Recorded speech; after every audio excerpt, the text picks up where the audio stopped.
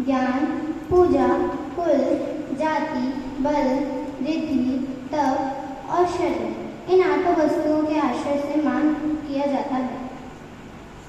मान और दीनता दोनों ही मार्दव धर्म के विरोधी भाव हैं, अतः दोनों ही मद के ही रूप हैं। मान के अभाव से मार्दव धर्म प्रकट होता है। अब तीसरा है उत्तम आर्जव। क्षमा और मार्दव के समान ही आर्जव भी आत्मा का स्वभाव है। आर्जव स्वभावी आत्मा के आश्रय से आत्मा में जो छल कपट मायाचार के अभाव रूप शांति स्वरूप जो पर्याय प्रकट होती है उसे आर्जव कहते हैं। यद्यपि आत्मा आर्जव स्वभावी है, तथापि अनादि से ही आत्मा में आर्जव के अभाव रूप माया का शायद पर्याय ही प्रकट रूप से विद्यमान है। ऋजोर भाव आर्जवम ऋजुता, अर्थात सरलता का नाम आर्जव है। सम्यक दर्शन के साथ होने वाली सरलता आर्जव है। उत्तम आर्जव अर्थात सम्यक दर्शन सहित वितरागी सरलता। उत्तम आर्जव धर्म प्रकट करने के लिए सर्वप्रथम यह जानना होगा कि वस्तुतः माया का शाय मन वचन काय की विरूपता, कुटिलता या वक्रता का नाम है। माया के अभाव से उत्तम आर्जव धर्म प्रकट होता है। हम सभी ने अभी 3 धर्मों के बारे में समझा, उत्तम क्षमा, उत्तम मार्दव, उत्तम आर्जव।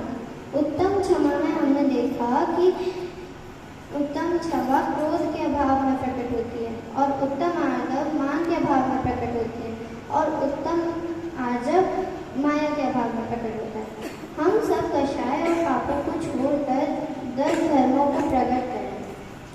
वास्तव में धर्म 10 नहीं होते, उनके लक्षण 10 प्रकार से कहे गए। धर्म तो एक वितराग भाव ही है। अब अंत में मैं 2 पंक्ति कहकर अपने वक्तव्य को विराम दूंगा। उत्तम क्षमा मार्दव आर्जव भाव है, सत्य सोच संयम तप त्याग उपाव है। आकिंचन ब्रह्मचर्य धर्म 10 सार है, चौगठ दुख देवा काढ़ मुक्ति करतार है। जय जय।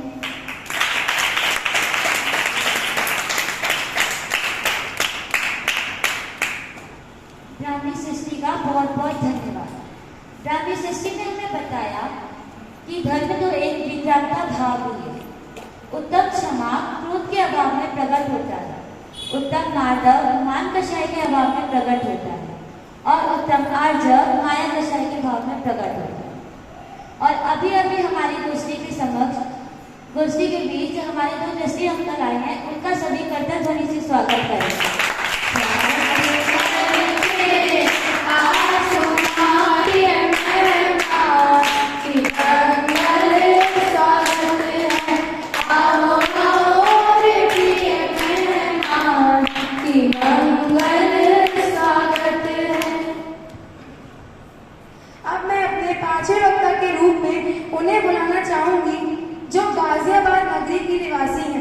जो गाजियाबाद नगरी की निवासी हैं, सती राजुल जैसी है अंशिका, सती राजुल जैसी है अंशिका। 10 दक्षिण पर्व के 4 धर्मों का मर्म बतलाने आ रही है ब्राह्मी वंशिका, आ रही है ब्राह्मी वंशिका। तो आप सभी करतल ध्वनि से ब्राह्मी वंशिका का स्वागत करें।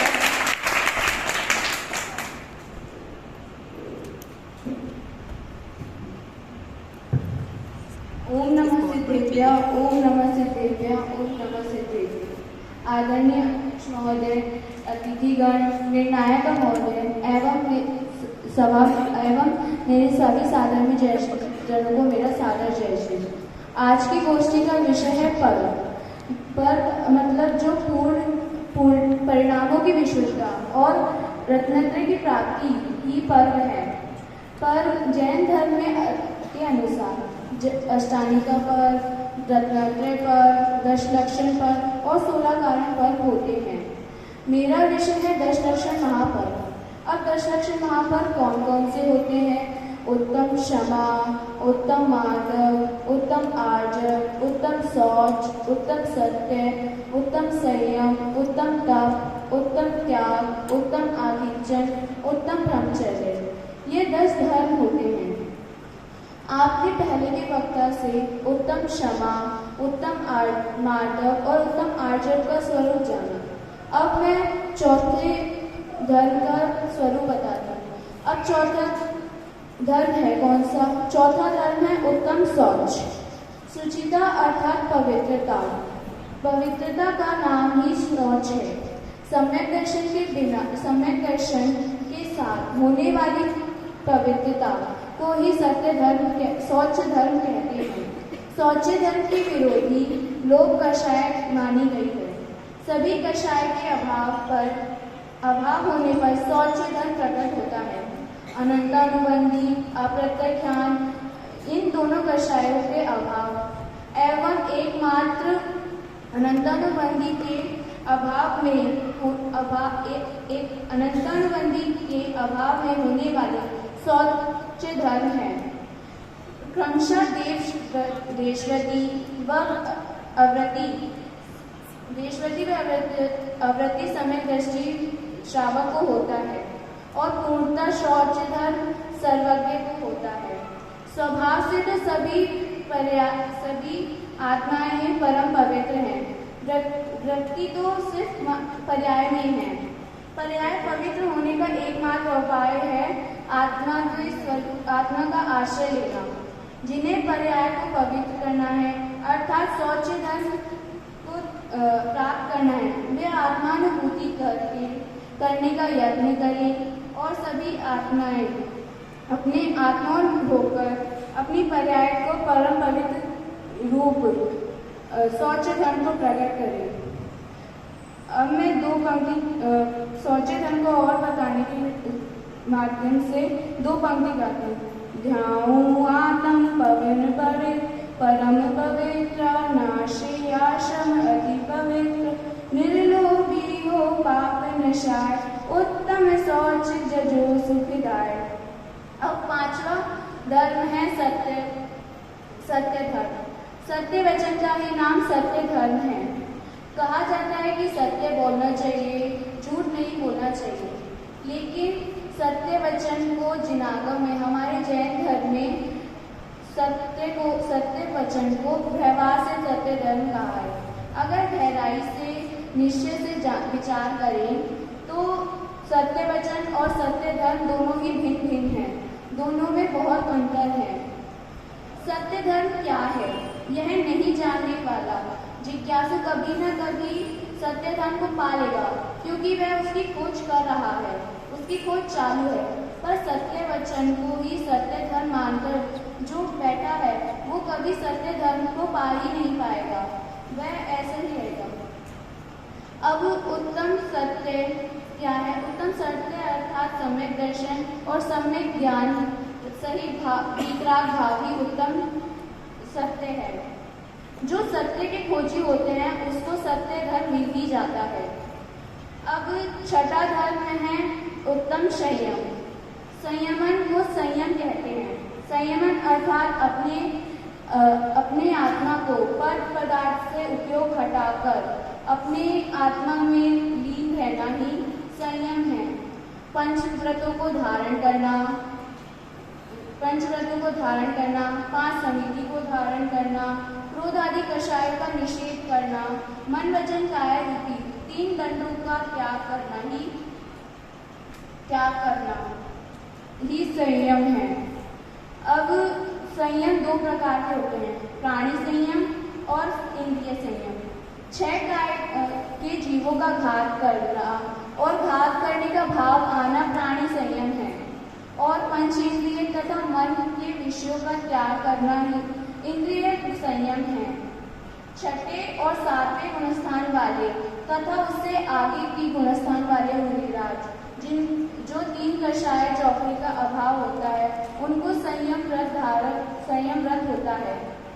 दया और ध्यान ही सर्वोत्कृष्ट संयम है। अब 7वां धर्म है उत्तम तप अर्थात आत्मा में लीनता द्वारा विकारी भावों पर विजय प्राप्त करना। ही उत्तम धर्म है। नास्तिक की अपेक्षा इच्छाओं का अभाव करना और आस्तिक की अपेक्षा आत्मस्वरूप में लीनता ही तप है। तप दो प्रकार के होते हैं, अंतरंग तप और बहिरंग तप। अंतरंग और बहिरंग तप दोनों ही 6 प्रकार के होते हैं। अंतरंग तप होते हैं प्रायश्चित, विनय, वैयावृत्ति, स्वाध्याय, वैसर और ध्यान।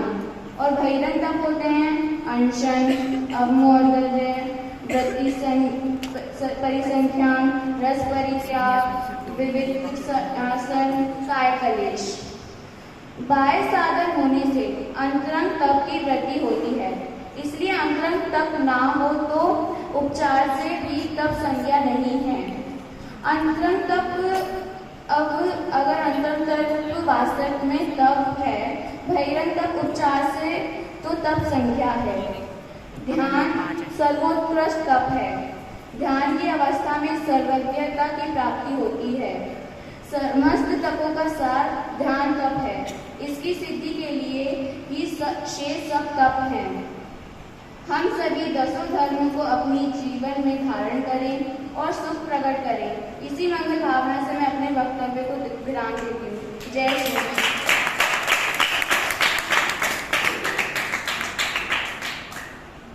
तालियां वे नहीं बजाते जिनको कोई गम होता है।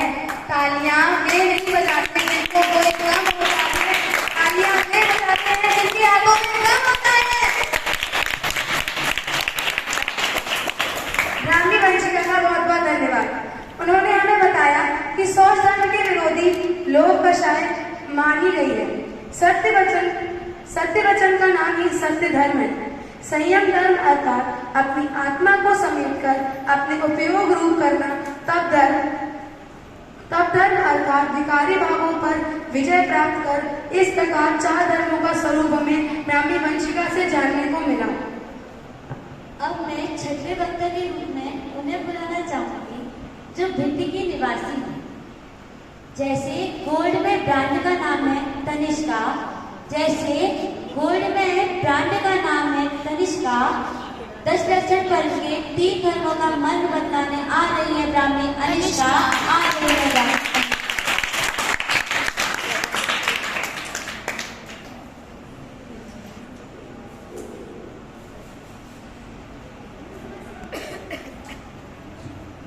ओम नमः सिद्धेभ्यः, ओम नमः सिद्धेभ्यः, ओम नमः सिद्धेभ्यः। आदरणीय अध्यक्ष महोदय, अतिथिगण, निर्णायक महोदया एवं मेरी सभी ब्राह्मी बहनों को मेरा सादर जय जय। तो हमने पूर्व वक्ताओं के रूप में 7 धर्मों के बारे में तो जान ही लिया है।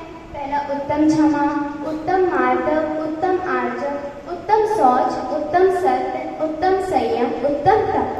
तो अब हम 8वें, 9वें, 10वें पर्व के रूप में सर्वप्रथम हम उत्तम त्याग के बारे में जानेंगे। तो उत्तम त्याग क्या होता है कि जब त्याग धर्म की चर्चा चलती है तब प्रायः दान को ही त्याग समझ लिया जाता है। यद्यपि जनागम में दान को त्याग कहा है, यद्यपि जनागम में दान को त्याग कहा है, दान देने की प्रेरणा भी दी गई है। लेकिन जब हम गहराई में जाकर निश्चय से विचार करें तो दान और त्याग में बहुत ही ज्यादा अंतर होता है, क्योंकि त्याग धर्म होता है और दान पुण्य होता है। क्या कहा? त्याग धर्म होता है और दान पुण्य होता है। और जबकि त्यागियों की रंचमात में परिग्रह नहीं होता, और दानियों की ढेर सारा परिग्रह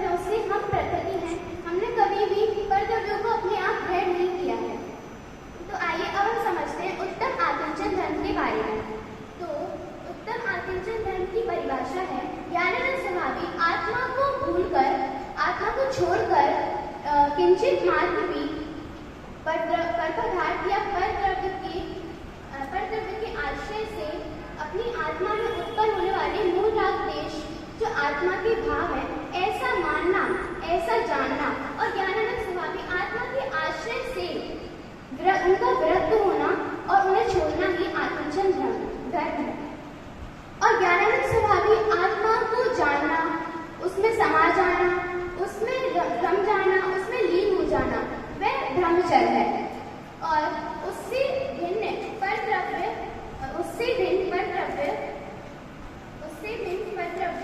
अपनी आत्मा को जानने और अपनी ज्ञानानंद स्वभावी आत्मा की लक्ष्य से उत्पन्न होने वाले चित्तकारी भावों को नहीं मानना और अपने जानने के भाव को नहीं मानना, उसे आत्मचन कहते हैं।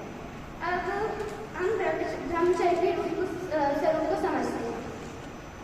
तो सर्वप्रथम ये जानते हैं उत्तम ब्रह्मचर्य किसे कहते हैं। तो जो परतत्व से रहे शुद्ध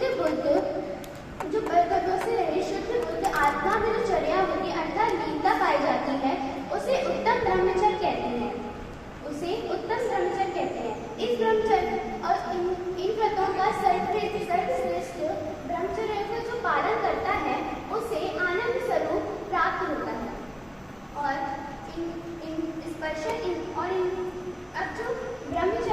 अब जो ब्रह्मचर्य का अर्थ समझा जाता है वह अत्यंत स्थूल है। जैसे स्पर्शन इंद्रिय के संपूर्ण विषयों के त्याग को नहीं, मात्र एक क्रिया विशेष को ब्रह्मचर्य कहा जाता है। जबकि स्पर्शन इंद्रिय का भोग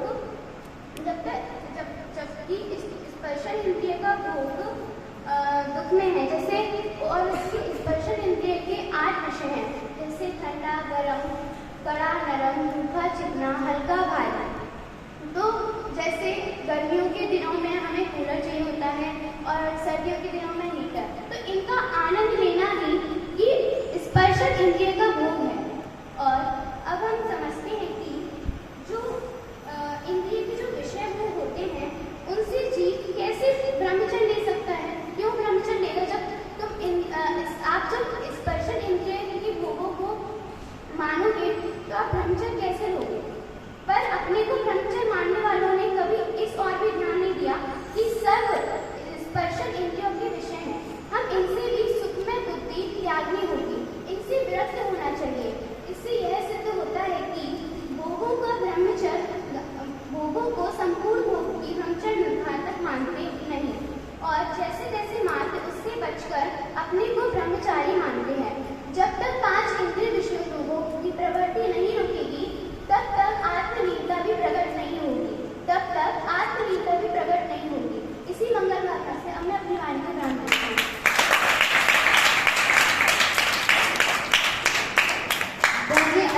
अनिष्का का बहुत बहुत धन्यवाद। उन्होंने हमें बताया कि त्याग धर्म है और दान पुण्य है। त्याग परद्रव्यों का नहीं होता बल्कि अपनी आत्मा में परद्रव्यों के प्रति होने वाले मोह राग द्वेष का त्याग होता है। क्योंकि परद्रव्य भिन्न ही हैं और इनका आज तक ग्रहण हुआ ही है। अब मैं 7वें एवं अंतिम वक्ता के रूप में उन्हें बुलाना चाहूंगी जो महानगर दिल्ली के निवासी हैं। सीख रही है आत्मा से परमात्मा बनने की निधि। क्षमावाणी पर्व का मौन बतलाने आ रही है ब्राह्मणी परिधि। का स्वागत करें।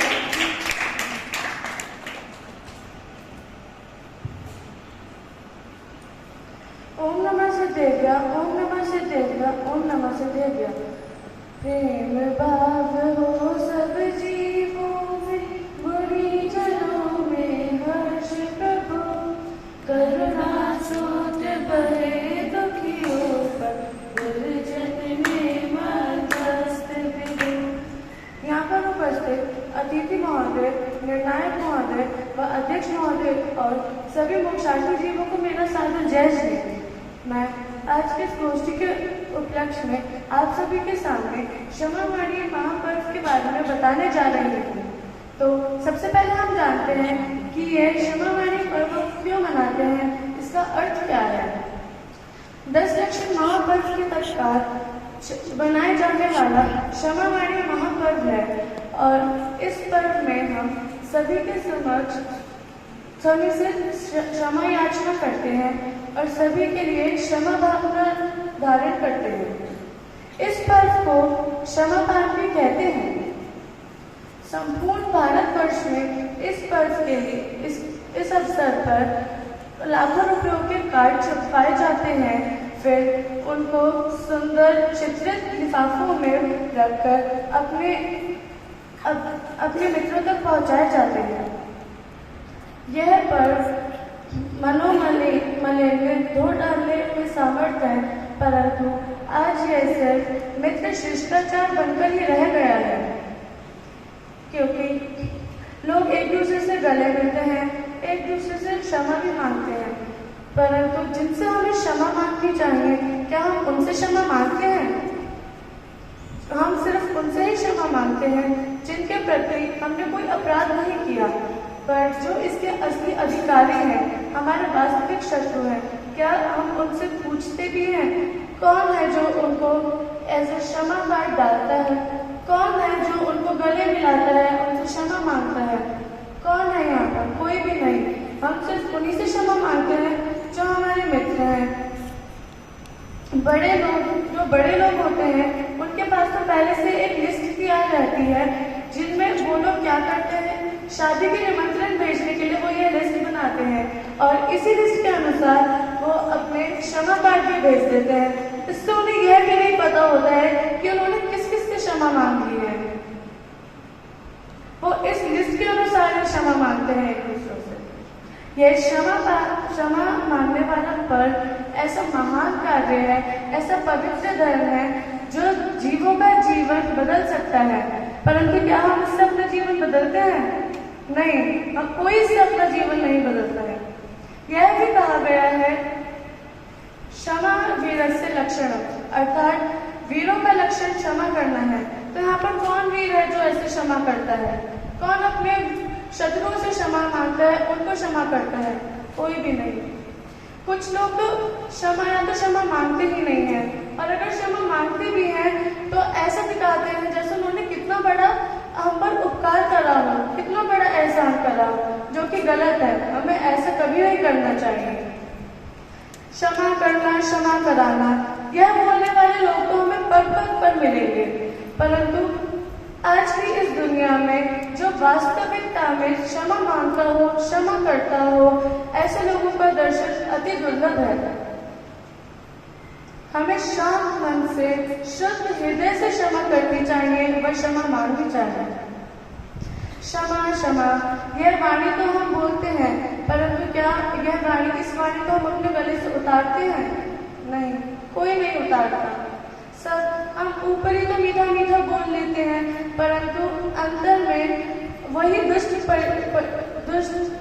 परिणामों को धारण करके हम ऊपर से क्षमा मांगते हैं, वास्तविकता से कोई क्षमा नहीं मांगता है। यही कारण है कि हमारी क्षमा याचना कठिन हो गई है। उसमें वह भी नहीं है, क्योंकि हमारी क्षमा में वह है नहीं जो एक असली क्षमा मांगने वाले में होना चाहिए। ऊपर से तो हम सभी मीठा बोलते हैं, परंतु हम अंदर से कोई क्षमा नहीं मांगता है। फिर क्षमा क्रोध का अभाव का नाम है, तथापि क्रोध के संबंध मात्र से क्षमा नहीं होती है। क्रोध मानादि विकारी भावों का अभाव रूप क्षमा मार्दवादी दशधर्मों की आराधना एवं उत्पन्न निर्मलता को क्षमा कहते हैं। अब इससे हमें यह लगेगा कि बस क्रोध का नाश कर दो, क्षमा हो गई, परंतु नहीं। क्रोध क्षमा करने में बाधक है, क्षमा मांगने में बाधक तो मान विषय है। मान अर्थात ईगो, हम जिसे ईगो बोलते हैं, जो आजकल की दुनिया में सब में भरी हुई है, सबसे ज्यादा तो बच्चों में और जवानों में भरी हुई है।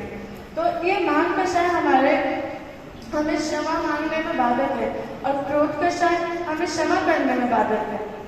तो हम सब इन्हीं विकारी भावों भावों का अभाव करें, अपनी आत्मा का सच्चा स्वरूप जानें, उसी में लीन हो और मोक्ष मार्ग पर चले।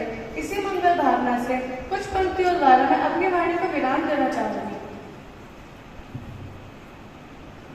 केमं सर्वं जीवाणां सर्वे जीवा कमन्तु मे मित्ति मे सर्वभूतेषु वैरं मर्चन केणवी।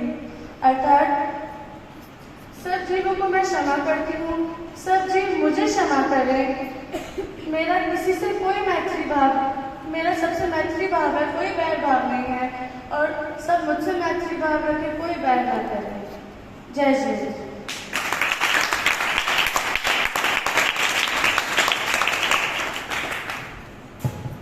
ब्राह्मी परिधि का बहुत बहुत धन्यवाद। उन्होंने हमें बताया कि ऊपर ऊपर से हम बहुत मीठे बोल लेते हैं, लेकिन हृदय में देश भाव कायम रखकर हम छल से ऊपर से क्षमा याचना करने लगते हैं।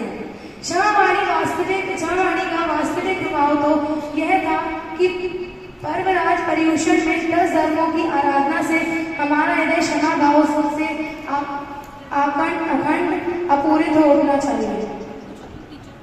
इस प्रकार हमारे सभी वक्ताओं ने अपने विषय को सरल रूप से स्पष्ट एवं उत्साह से प्रस्तुत किया।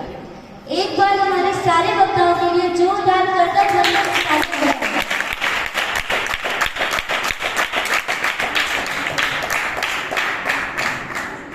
अब मैं अध्यक्ष महोदय से अनुरोध करती हूँ कि वे आए और हमारे सारे वक्ताओं को मार्गदर्शन प्रदान करें एवं उनकी त्रुटियों से अवगत करें।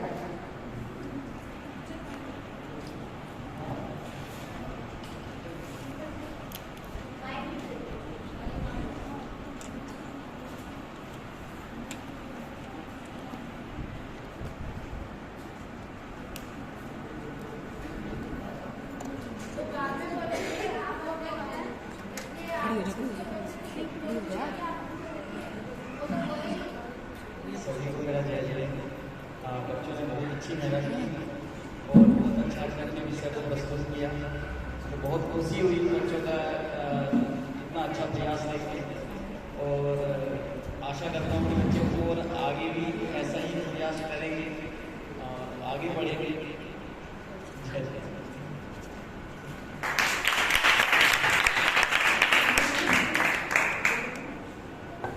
आपका बहुत बहुत धन्यवाद। अब मैं अतिथि महोदय से अनुरोध करूंगी कि वे आए और हमें मार्गदर्शन प्रदान करें। निशा जी।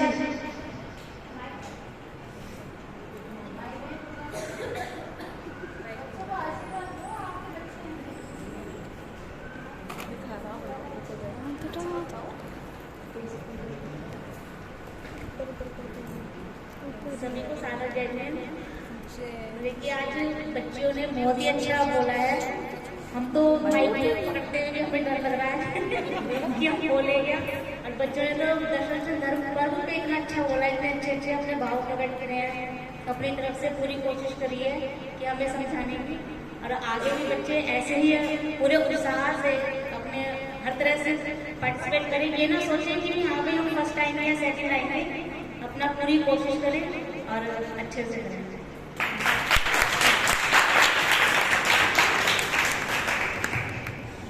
अब मैं विशिष्ट अतिथि के रूप में स्मिता चाची से अनुरोध करूंगी कि वे हमें मार्गदर्शन प्रदान करें।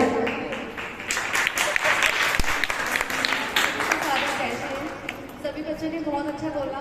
वहाँ पे खड़े होने ही बहुत बड़ा टास्क है, वहाँ पे बोलने में बहुत ज़्यादा हेजिटेशन होती है सबके सामने, और बहुत ही अच्छा बोला। ऐसे ही धर्म के मार्ग पे चले और धर्म को आगे बढ़ाएं, क्योंकि लड़कियाँ दोनों कुल का दीपक होती हैं। अगर मतलब कि अगर बच्चे अपने अपने संस्कारी कर जाएं तो दोनों ही कुल को अपना उज्जवल कर देते हैं।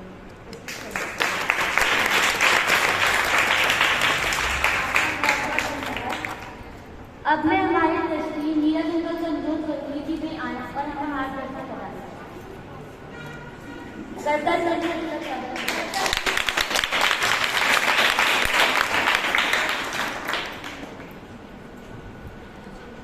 बच्चों ने बहुत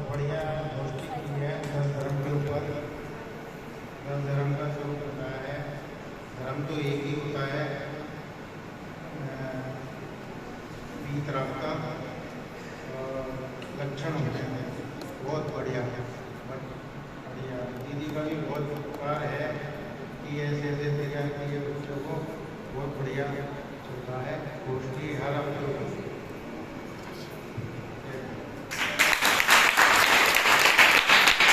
अब मैं निर्णायक महोदय से अनुरोध करती हूँ कि वे हमें हमारी त्रुटियों से अवगत कराएं और गोष्ठी का परिणाम घोषित करें।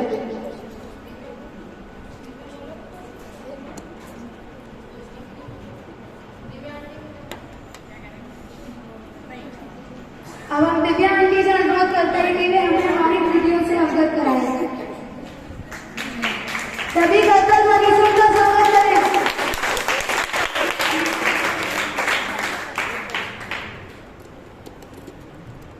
सभी को सादर जय जय।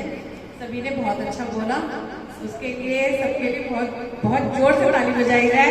बार-बार धन्यवाद।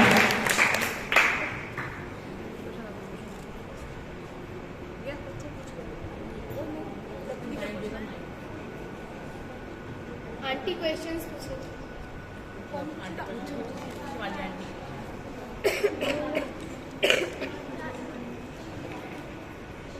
अब मैं हमारी शिवानी चाची से अनुरोध करती हूँ कि वे हमसे प्रश्न उत्तर पूछें हमारी गोष्ठी से।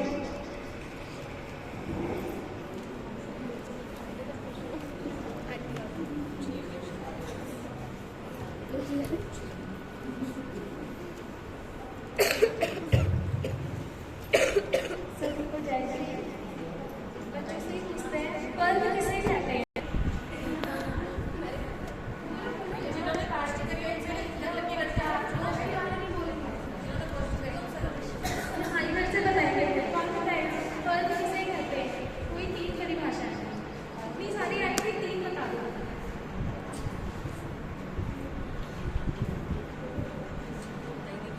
कोई भी नहीं। अच्छा एक बता दो, एक बता दो पहले। एक भी नहीं।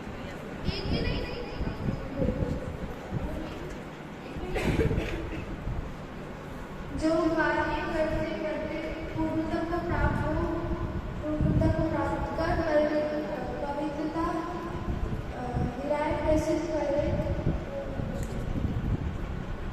और कोई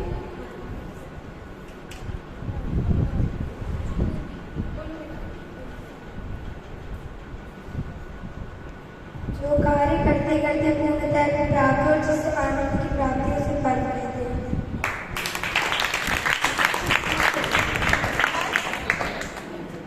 कोई दूसरी परिभाषा?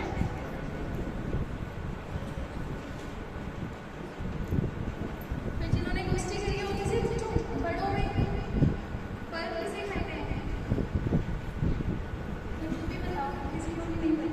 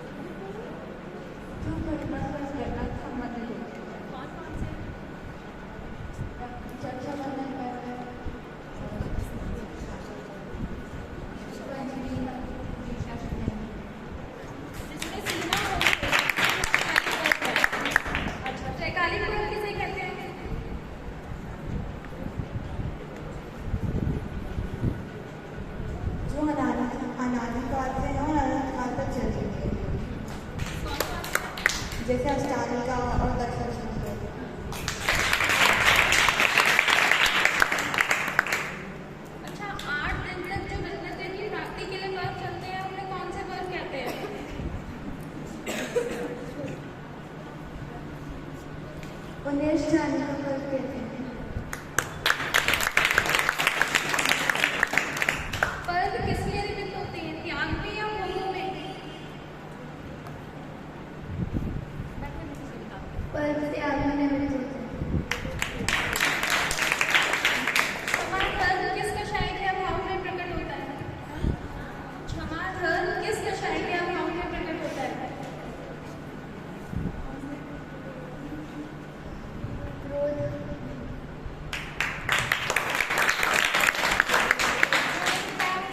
आकिंचन के धर्म कौन सा अभाव में, किस कषाय के अभाव में प्रकट होता है?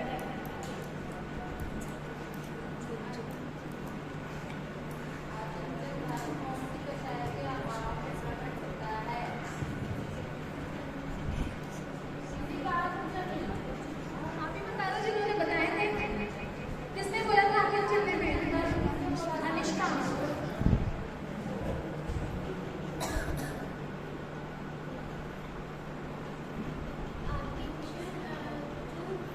क्षमा का विरोधी होता है, जिसे क्रोध, मार्दवता और मान।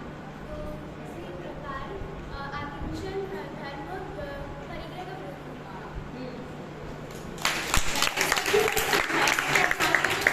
किसी भी पदार्थ को अपना ना मानना, वो आकिंचन है।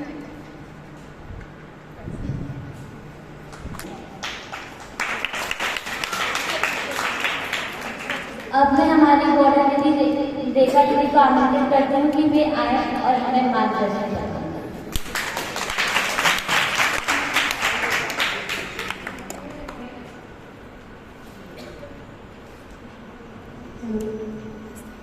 सभी को सादर जय जय।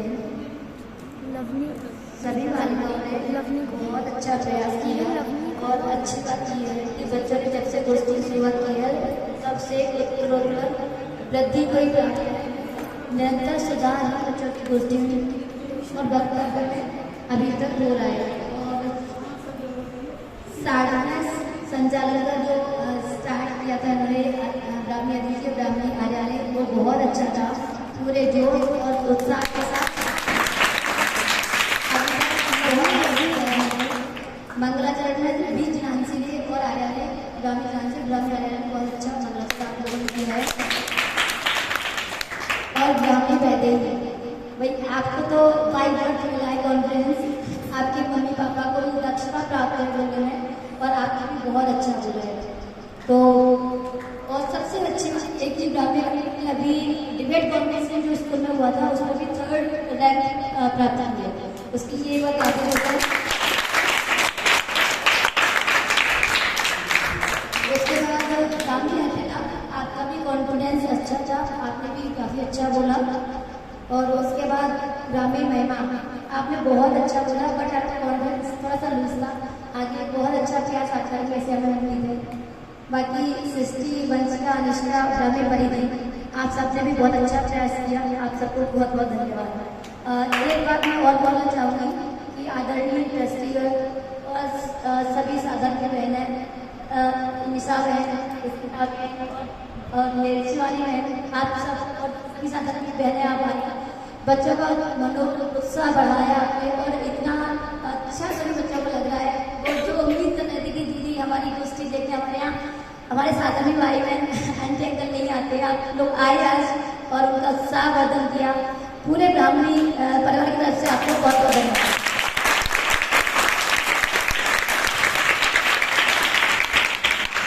अब मैं नायिका महोदया से अनुरोध करती हूँ कि वे हमारी कृतियों से अवगत कराएं और हमें गोष्ठी का परिणाम घोषित करें।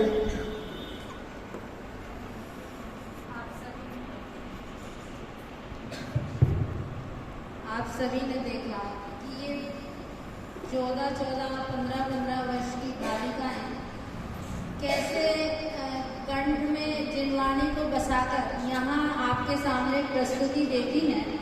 एक इस उम्र में जो बालक खेलते काफी बच्चे घरों में बच्चे हैं, वे टीवी, मोबाइल और ना जाने किस किस कामों में लगे रहते हैं और ये बच्चे अपने माता पिताओं से दूर और यहाँ रहकर हमारे निर्देशन में, हमारी आज्ञा में रहकर मेहनत करते हैं, जिनवाणी ढूंढते हैं, लिखते हैं, याद करते हैं, गलती हो जाए, कठिन सरल करते हैं, सरल है तो कठिन करते हैं, है ना, बराबर मेहनत करते हैं और उसको कंठस्थ करने का पूरा प्रयास करते हैं।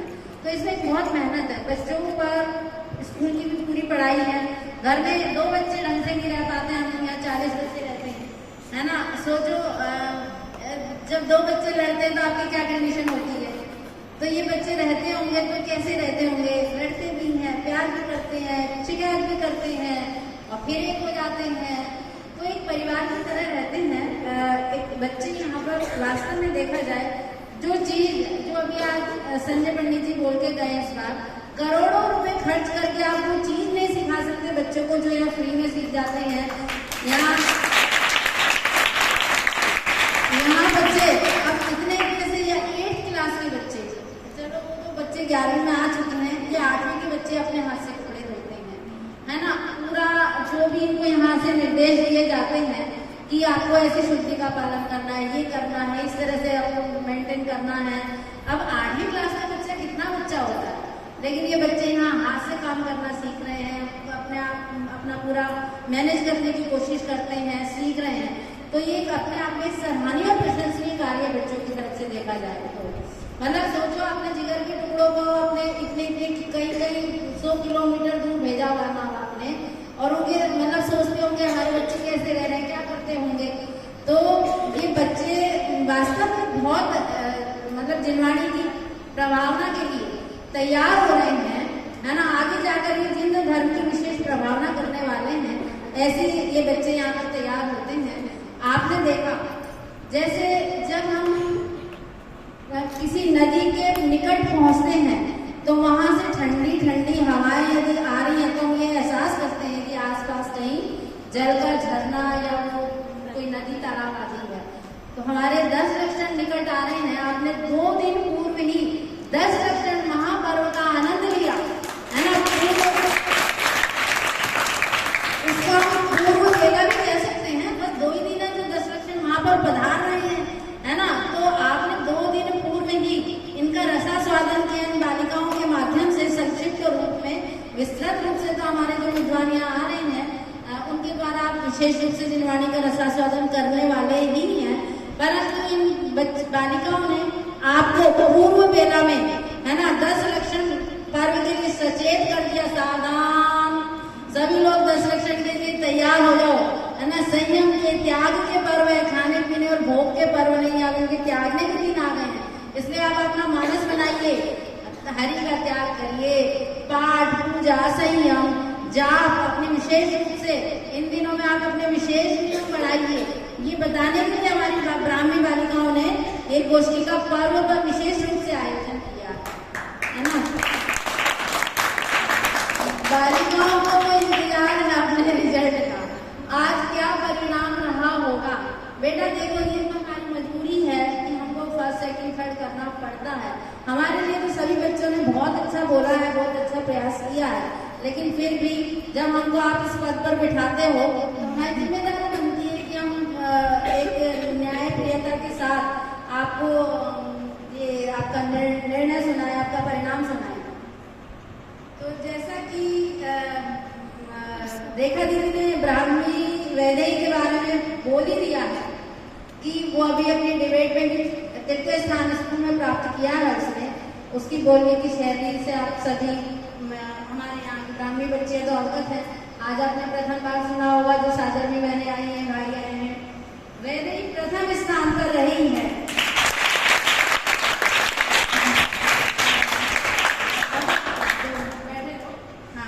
यहाँ पर आपने थोड़ी सी जो गलतियां हैं, थोड़ी वो छोटी छोटी गलतियां, पंचमेरु कोई पर्वत नहीं होता बेटा, पंचमेरु तो पर्वत होते हैं।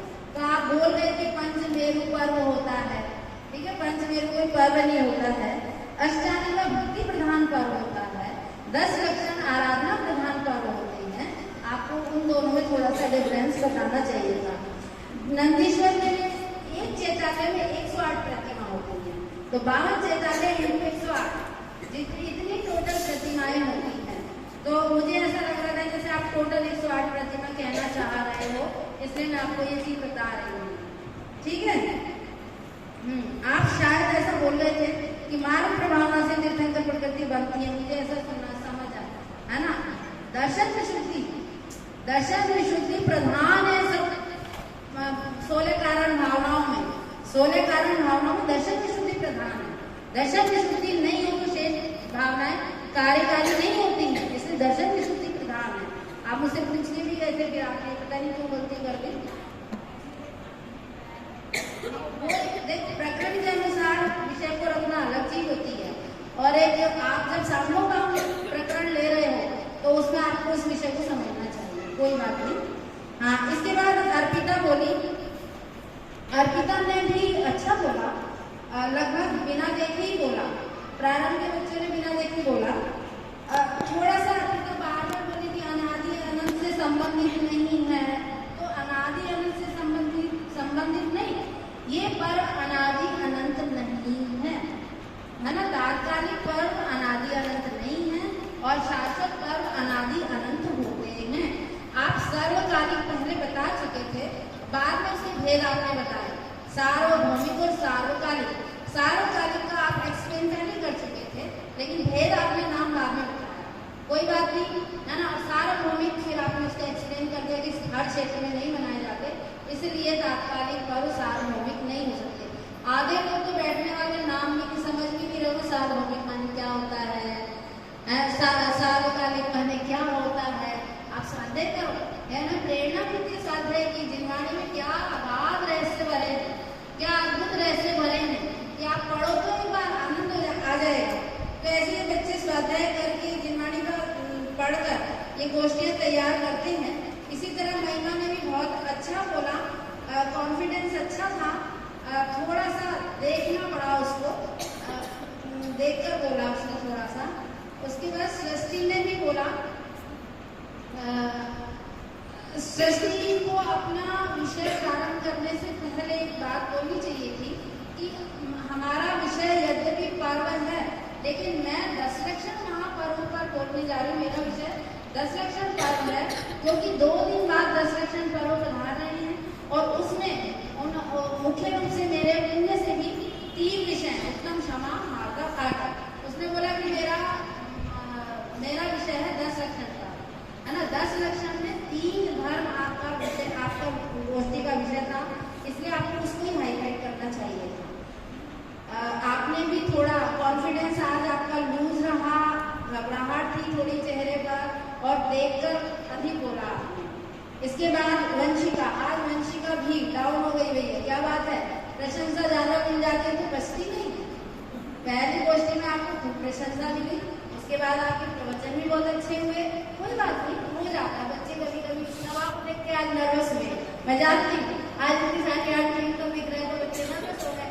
अब इनमें धीरे धीरे कॉन्फिडेंस आएगा, लेकिन फिर भी वंशिका ने विषय अच्छा तैयार किया था। विषय में कोई खास दिक्कत नहीं थी। आपने आज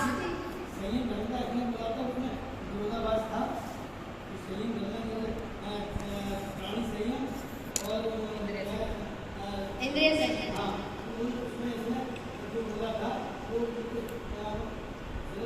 अपोजिट होती है। हाँ,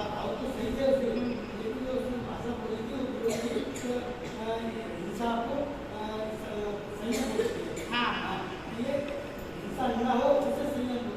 को संयम बोला, हिंसा हो वो प्राणी संयम है।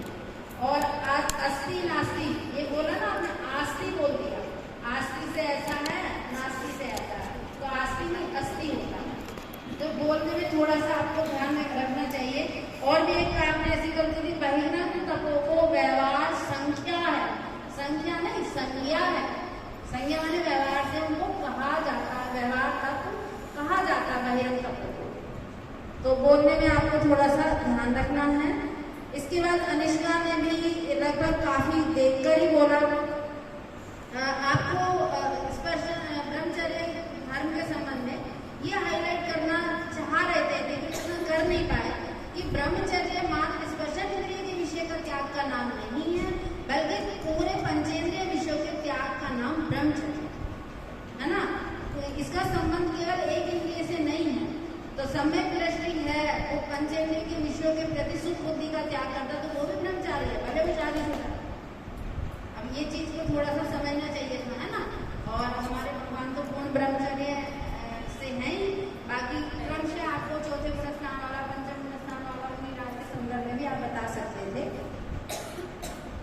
इसके बाद परिधि ने बोला तो प्रारंभ आपने क्रम भंग कर दिया। पहले भी आपको बताया था अध्यक्ष, अतिथि और निर्णायक, है ना, ये क्रम होता है। आपने अतिथि, निर्णायिका और अध्यक्ष को अंत में बोला, तो प्रारंभ ही आपने यहाँ से थोड़ा गड़बड़ कर दी। उसके बाद आपने विषय प्रस्तुति सही थी, थोड़ा घबराहट भी आपके चेहरे पर। क्षमा वीरस्य भूषणम होता है, क्षमा वीरों का आभूषण होता है, आपने लक्षणम शब्द लगा दिया उसमें, है ना। बाकी विषय प्रस्तुति सही थी, सभी बच्चों ने सही बोला। अब आपको हम बताते हैं आपके नंबर कितने हैं। अभी आज हमने क्या नाम है, स्मिता विदर्शी की चाची को भी हमने एक लिस्ट दी थी नंबर लगाने के लिए, और एक लिस्ट मेरे पास थी, तो मैंने दोनों को मिलाकर एक लिस्ट बनाई टोटल करके। तो उसमें उनके अनुसार भी वैदिक प्रथम स्थान पर है, दोनों के नंबर मिलाकर 60 में से 54 नंबर वैदिक।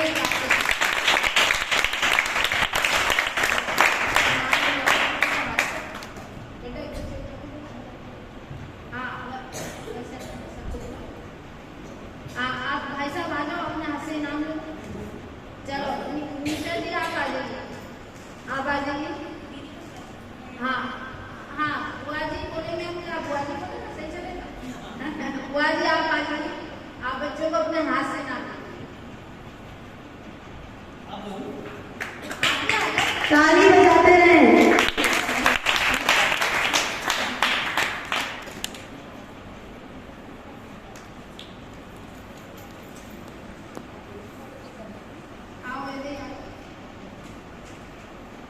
इसके बाद से ब्राह्मणी वैदेही का स्वागत करें। द्वितीय स्थान पर अर्पिता रही, जिसने 60 में से 52 अंक प्राप्त किए। अर्पिता तृतीय स्थान पर महिमा, ब्राह्मणी महिमा, जिसने 60 में से 50 अंक प्राप्त किए। इसके बाद सृष्टि, जिसने 47 अंक प्राप्त किए। ब्राह्मणी सृष्टि, ताली बजाने में कोई कमी ना करे।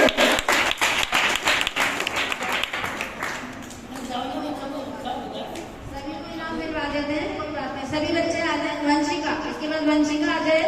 वंशिका ने 41 अंक प्राप्त किए हैं। अनिष्का ने भी 41 अंक प्राप्त किए हैं। अनिष्का आ जाए। ने 40 अंक प्राप्त किए हैं।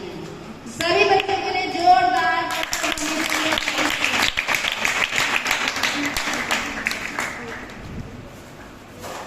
अब मैं 25 नंबर से अनुरोध करूंगी कि वे आए और हमें मार्गदर्शन प्रदान करें।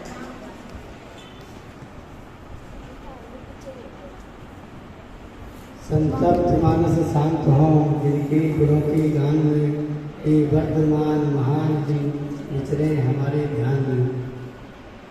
आदरणीय अध्यक्ष महोदय, अतिथिगण, सभी साधर्मी भाई एवं हमारी प्यारी प्यारी बालिकाएं, जो गोष्ठी हुई मैं उसका थोड़ा सा, मैं तो बाद में आया, मैंने सुना भी नहीं, लेकिन जो बाद में जो बच्चियों ने जो बोली हमारे टाइम पे, उसमें कॉन्फिडेंस की बहुत कमी थी।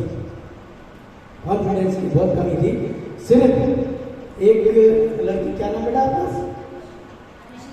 अनिष्का। अनिष्का का कॉन्फिडेंस तो बहुत सही था, देख के पढ़ा है हमें, लेकिन इसका कॉन्फिडेंस सही था हमारे सामने। तो पहले तो ये बात बोली, मुझे पता नहीं, लेकिन शायद मैं, मुझे जिस तरह से मार्क्स मिले हैं अपनी विधेयी और महिमा, हमारे यहाँ के रतन हैं, और आगे जाकर के हमारे संस्था का नाम हो सकता है।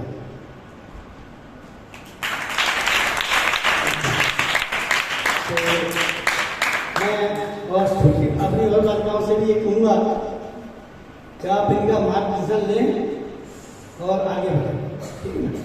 और मैं तो जो है क्या कहूँ, यहाँ पर जो है सबसे ज़्यादा हमारे मनोज जी बच्चों को बहुत ही जो है ज्ञान का दान देते हैं।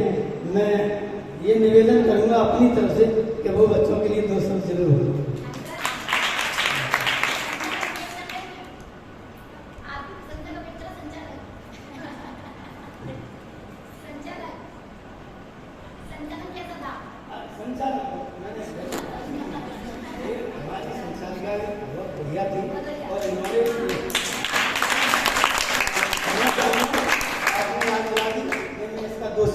दोषी ठहराया जाता, मुझे ध्यान नहीं था, वो पीछे खड़ी थी, अगर सामने होती तो मैं जरूर कहता बेटा मैं क्षमा चाहता हूँ, ठीक है।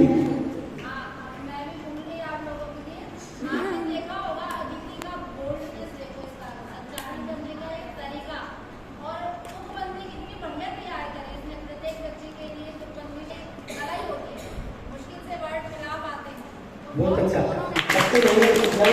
और तो अभी तो बच्चियाँ छोटी हैं, आगे चल के 100 बच्चियाँ होने वाली हैं, और जो है आपको ये आपकी छोटी बहनें हैं, इनको भी मार्गदर्शन देके जाना, तो यही हमारी भावना है। जय हिंद। मैं मनोज जी को जरूर बताना चाहूँगा।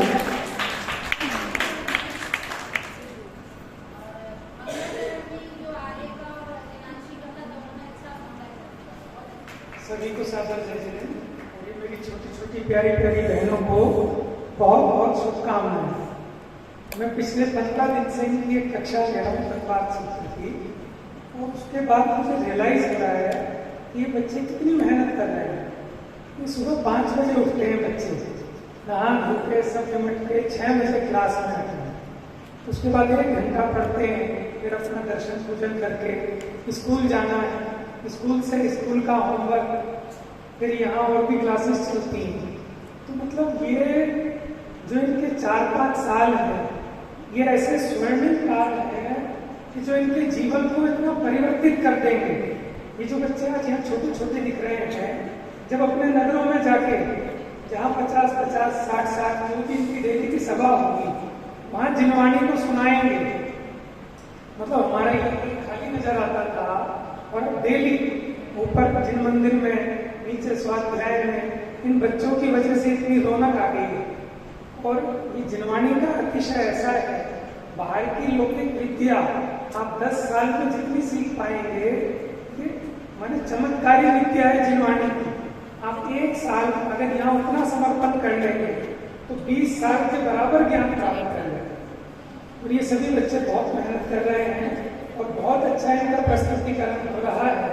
हम सभी लोग इनके साथ हैं, और आज संख्या बहुत अच्छी है। जब भी इनकी गोष्ठी हो, हम सभी लोग जो समाज के भी लोग हैं, सब यहाँ आए और इनका प्रोत्साहन करें। जो इनकी कुछ कमियां हैं, जो अच्छी बातें हैं, उनसे हमने अवगत कराएं, तो इन बच्चों का उत्साहवर्धन होगा। इसी के साथ में अपनी बात को यहाँ विराम देता हूँ। अब हम अंतिम वक्ता के रूप में दीपक मित्तल से अनुरोध करेंगे कि वो हमारी गोष्ठी के लिए 2 शब्द कहें।